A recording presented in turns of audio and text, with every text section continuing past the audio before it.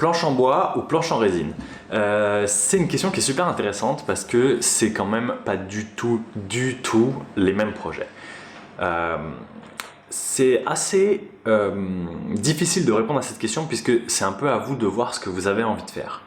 Je pense que faire une planche en bois, souvent quand on parle de faire une planche en bois, c'est une planche qu'on appelle hollow, c'est-à-dire qu'en fait on fait comme une arête, une grande arête de poisson en bois, et on vient ensuite plaquer, recouvrir de bois et shaper un surf. Et autour de ça, on remet de la fibre et de la résine.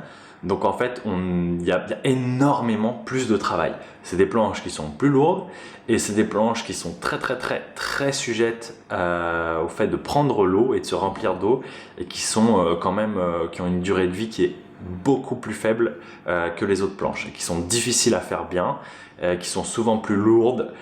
C'est vraiment pas ce qu'il y a de plus surfable si vous êtes dans un surf un peu performant. Par contre, c'est des planches qui sont magnifiques, c'est des très beaux objets. On est dans quelque chose de quasiment plus pour moi, c'est plus artistique que de la planche pour vraiment surfer tous les jours. Voilà. Ou pour le plaisir d'aller justement surfer avec une planche comme ça. Mais il ne faut pas en attendre de fortes performances. C'est juste un petit disclaimer pour savoir un peu à quoi vous attendre si vous n'avez pas déjà testé des planches comme ça. Personnellement, j'en ai essayé plusieurs, j'en ai jamais eu une sous les pieds qui était réellement intéressante en termes de surf, en dehors du plaisir de surfer sur un objet qui est magnifique, quoi. Voilà.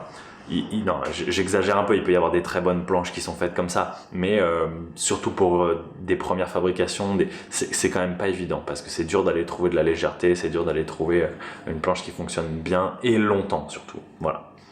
Par contre, c'est des projets qui sont hyper intéressants. Donc pour moi, le gros avantage de la planche en bois, en hollow, c'est qu'en fait, on est beaucoup plus dans le bois.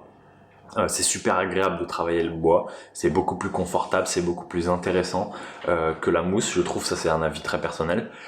Par contre, voilà, il y a ces désavantages que ça va prendre énormément plus de temps et que vous allez peut-être aussi avoir un petit peu plus de mal à trouver des informations de qualité sur comment procéder.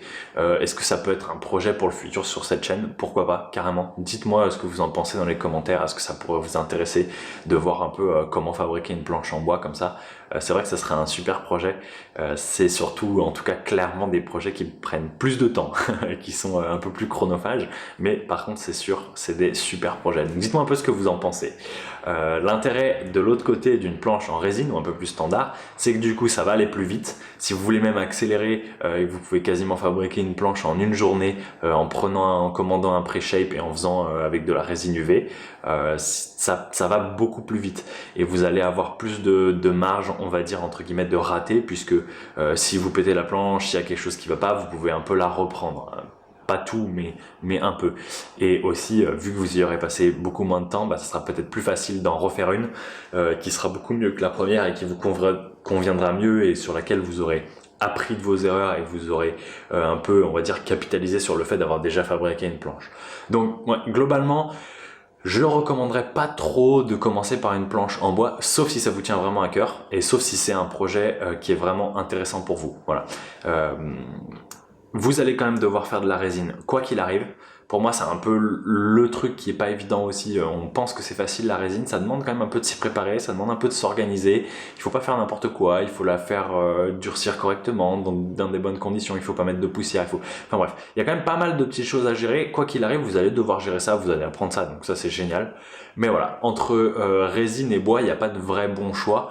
Pensez juste que c'est vraiment deux projets qui ont rien à voir. Il y a un projet qui est beaucoup plus long, beaucoup plus dans le bois, peut-être aussi un peu plus dans la conception, dans la construction, dans la réflexion, et un autre qui va être beaucoup plus quand même sur le shape, sur la partie travail de la mousse et travail de cette résine autour, et qui va vous donner à la fin quelque chose qui a quand même un peu plus de chance d'être surfable.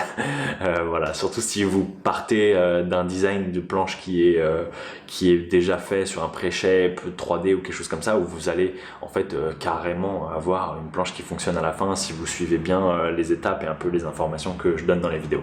Voilà, j'espère que ça répond à vos questions. N'hésitez pas à poser les questions si vous en avez d'autres et à me dire si ça peut vous intéresser de savoir comment fabriquer des planches en bois. Pensez à vous abonner parce qu'il y a une planche à gagner dans quelques semaines. Et je vous dis à très bientôt. Salut!